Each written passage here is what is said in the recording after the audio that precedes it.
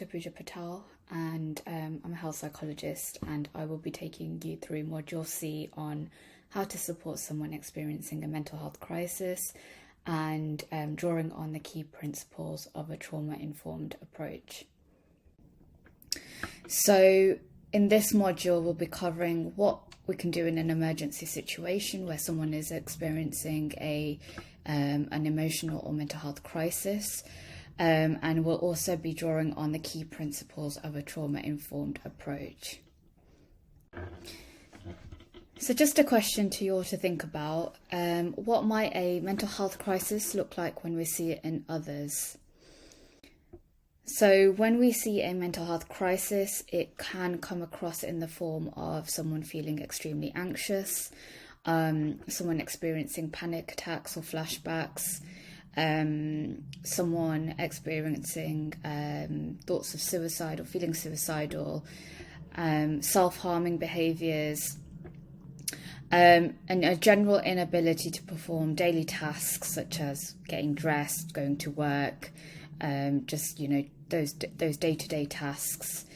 It might also look like rapid mood swings, so feeling quite positive to within an instant feeling quite negative, and extreme fatigue and withdrawal as well. Sometimes people may have or may feel that they've lost touch with reality and experience paranoia as well. They may feel abusive towards themselves or to someone else, and just that general increased agitation or risk-taking behaviours. So as we go through this module, we're going to be drawing on the trauma-informed approaches that we can implement in our practice across the board. The point of a trauma-informed practice is to ensure that we provide safety and a safe space for anyone that's kind of coming through our doors, especially on the front line. So what is trauma? Trauma results from an event, a series of events, or a set of circumstances that is often experienced by an individual as harmful or life-threatening. Trauma is that lasting emotional response that often results from us living through a really distressing event, whether that be a physical or an emotional event. It can really harm our sense of safety, our sense of self, and that ability to really regulate our emotions and navigate relationships. As I said, it usually results from an event or a series of events, and whilst it's unique to the individual, generally the experience of trauma can have or can cause quite lasting adverse effects, which then really limits our ability to function and achieve good well-being. What is trauma-informed practice then? So trauma-informed practice is an approach to health and care interventions which is grounded in the understanding that trauma exposure can really impact our biological, psychological and social development. So trauma-informed approaches it is a type of conversation and a type of set of principles that we should ideally adapt into our workplace situations.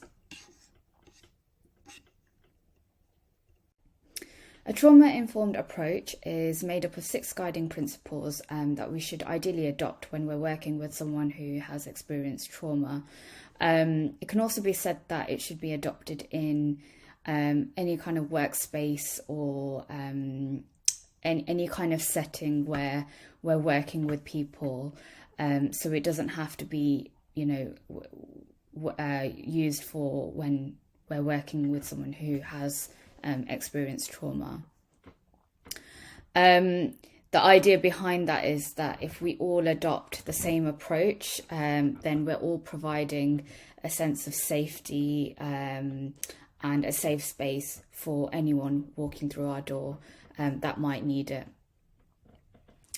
So there are 6 guiding principles, and that is establishing that sense of safety, like we've touched on, providing choice and control, supporting someone to cope by building trust, facilitating connections through collaboration, having a cultural consideration and responding to people's identity, and building on strengths through empowerment.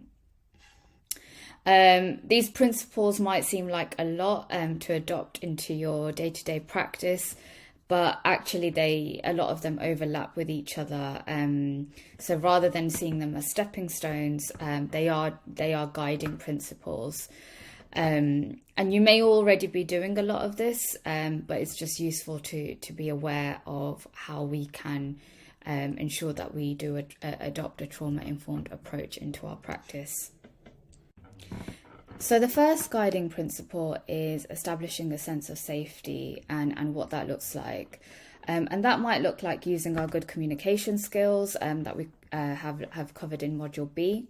This might be using those open discovery questions to create an open dialogue. So for example, how can we help you? What would you like to discuss today? What brings you here today? So it just creates that open dialogue. We also want to make sure that we are physically safe. So what I mean by that is, are we speaking to this person in a quiet room? Is it confidential? Are they safe? And are you safe?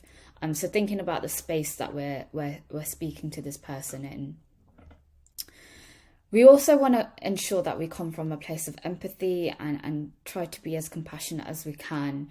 And that really requires us to understand that person's point of view and really trying not to push them to do something that they're not comfortable with doing. And by doing so, it's really just listening and asking those curious questions. We might reassure them that they are in a safe place, or we might ask them what else they might need to feel safe. For example, would you like the door open? Would you like the door closed? This might mean different things to different people. So it's just trying to ask those questions at the earliest of opportunities. We also might start to think about putting our policies and strategies in place, policies and procedures, or our safeguarding arrangements in place, and just highlighting those to that person that we're speaking to, and what that might mean for them. Because remember that also our safety is just as important. Some people who have experienced trauma might have lost their sense of control as well as safety. So we can really help them to regain this by giving them that choice and control again. So this is the second guiding principle of a trauma-informed approach. Where possible, we want to give people choices, even if they are small. That really helps that person to regain a sense of control within their lives or their care, no matter how small these choices are. We want to make sure that they have a voice in their decision making. So we might ask them what would they like to do, and ask them their thoughts around, their care and their opinions around that as well. If someone's stuck, then that's fine. We can provide them with different choices and explain what each choice means. We want to make sure that we're being transparent about this. So, for example, it might be a choice around a male or female carer. It might be choice around how, whether the door is open or closed. So, like I said earlier, a lot of these guiding principles go hand in hand, but a key takeaway from this slide is to provide that choice where possible, no matter how small these choices are.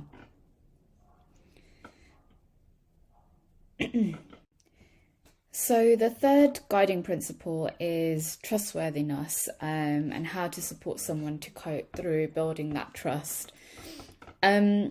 When we are curious, we tend to use more open questions. So we could ask them a little bit more about the trauma that they're experiencing. How does it feel? What does it look like? What does it look like at home? Those sorts of questions. It's also really important at this stage to also explain our role and be clear about how we can help them. So really set those expectations and boundaries from the start. We don't want to overpromise and then underdeliver. So it's really important that we do kind of explain what our role is and how we can support them. There may also be times when you might need to breach confidentiality in line with your policies, and that's okay. That can also all be outlined and what that means. We can use our open questions then to help them to identify what it is that they might need or what might help them ease their distress. So if they're stuck, again, we can provide them with some choice. But the point of this is to build that trust. And building trust comes through using our open discovery questions, being empathetic, being compassionate, and highlighting our boundaries as well. The fourth guiding principle is about facilitating connections through collaboration. So a lot of people who have experienced trauma or have gone through a crisis often feel quite isolated and lonely. So this is a way to really facilitate those connections by working with them. So it's about asking, what is it that you need right now? And collaboratively consider how their needs can be met. So it's really working through and discussing through with that person what might work for them right now. It might be actively involving them in their decisions. So does this sound okay to you? What do you think about this? How do you feel about this? So again, it's asking those open questions. And then we can connect them to perhaps the wider community. So we can use those brief intervention skills that is covered in Module B to connect people to the wider community, or even peer support. So where someone's experienced something quite similar, there might be a peer support service available that we can connect people to. But it's really important that we give the right information and the correct information if we are connecting people to other services. So we can use that PAPA tool that we covered in Module B. We can ask, advise, assist, or we can ask, offer, and ask. The fifth guiding principle is to be aware of people's cultural background and having a cultural consideration and responding to identity. So this is really trying not to make assumptions about someone's background, and we can ask those open, curious questions about someone's background if we want to know a little bit more. What does it mean to be of that background? We also want to be empathetic to try and understand their perspective as well. So again, it's trying not to be judgmental.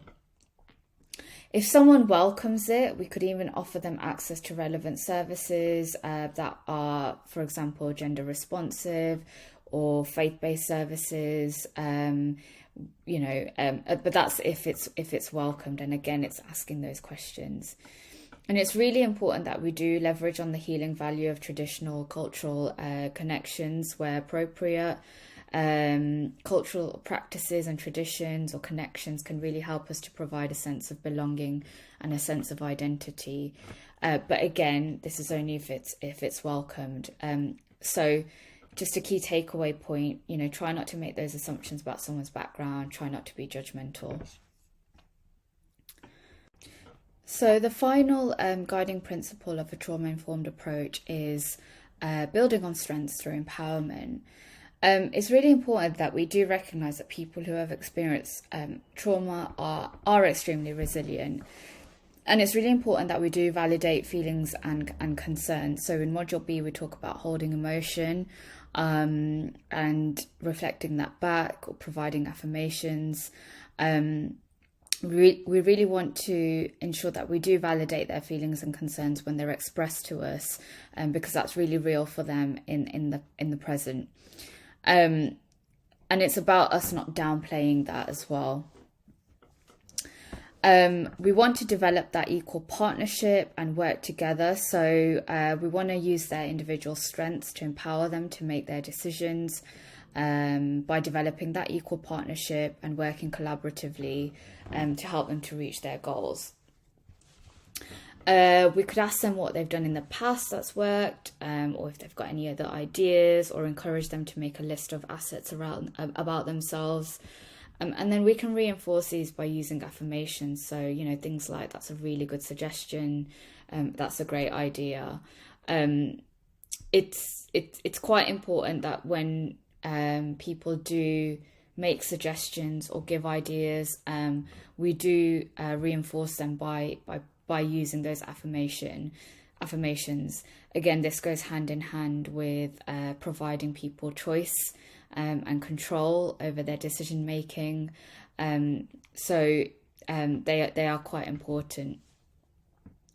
It's also quite useful to focus on identifying the assets that they do have, not what they don't.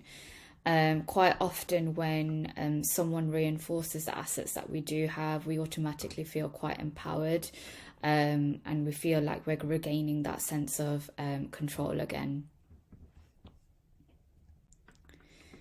So why is it important to use trauma-informed practice in our day-to-day settings or in our workplaces?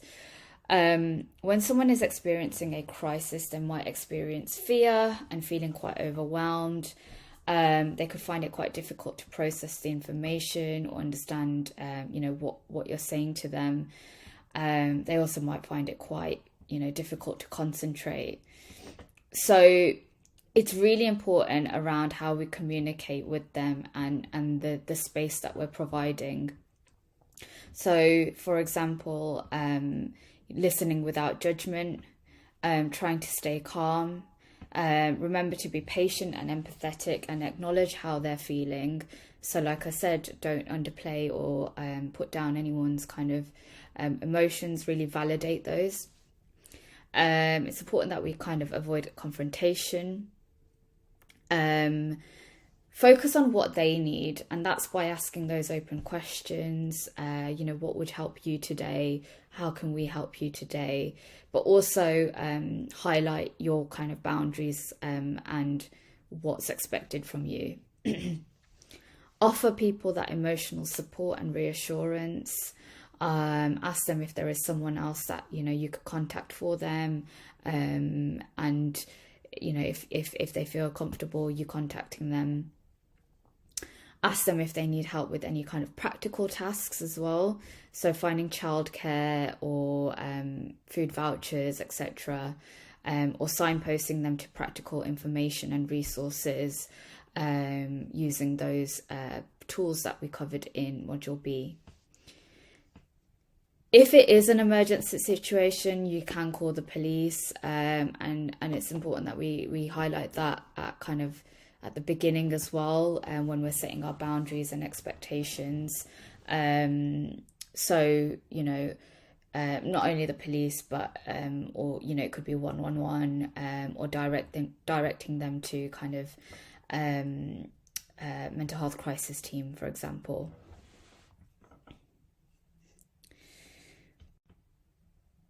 So some of my top tips are when we're working with someone who has experienced trauma, is thinking about presenting information in different ways to make it more manageable. So not everyone kind of learns in the same way. So it might be noting it down, sending it as a text message or WhatsApp, drawing it out. Learn some grounding techniques as well. So if that person in that moment is really distressed, we could just do some simple grounding techniques. So the 5-4-3-2-1 approach or the 4-4-4 approach. So the 5-4-3-2-1 approach is engaging all our senses. So 5 things we can see, 4 things we can touch, 3 things we can smell, 2 things we can hear, and 1 thing we can taste, for example. Or the 4-4-4 approach, which is breathing in for 4, holding for 4, and then out for 4. It just helps the person to kind of focus on the here and now. find creative ways of engaging or communicating with people. Think about the physical environment you're in. Is it safe and is it a welcoming space? And provide choices where possible. So what to do in a crisis situation?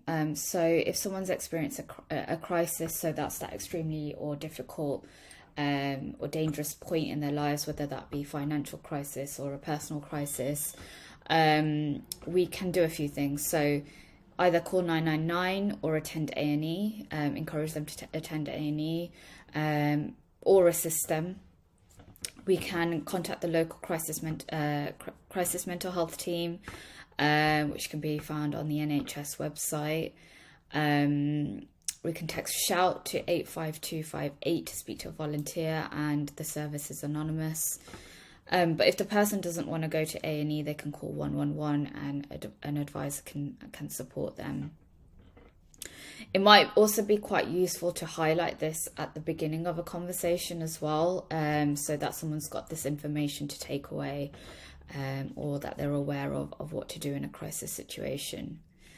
There's also some useful information on Mind around what to do in a crisis situation. So there's some digital support and online support on there. And again, on the NHS website, there's a link here on where to get urgent help for mental health. So just think about some of the key messages that you might take away from this module. It's important to remember that these are guiding principles, so they kind of all overlap with one another. But it's quite important that we do try and adopt these in our workplace settings, especially when we're working with the general public, or we're frontline staff.